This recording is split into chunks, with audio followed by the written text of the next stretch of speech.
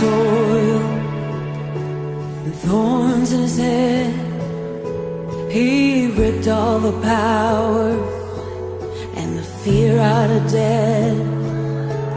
With his arms stretched out on the breadth of the cross, an undefeatable light he was covering us. With his blood in the soil and thorns in his head, he ripped all the power and the fear out of death. With his arms stretched out on the breadth of the cross, an undefeatable light he was covering us. With his blood in the soil and thorns in his head, he ripped all the power and the fear out of death.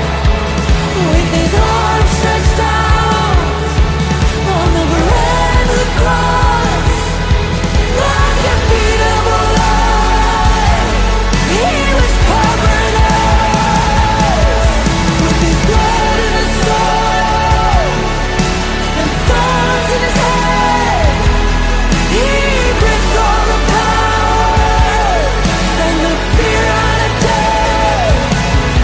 With his arms stretched out on the breadth of the cross, undefeatable light he was covering us.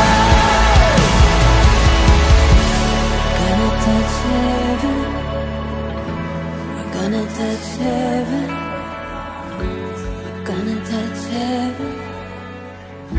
We're gonna touch heaven with our hands. We're gonna touch heaven.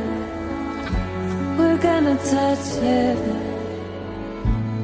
John chapter 1 verse 12 says, "But as many as received him, to them he gave the right to become the children of God, to those who believe in his name." Because the God of the universe wants you to know that he sees you, knows you, and loves you. I mean, the God who spoke the earth into existence loves you.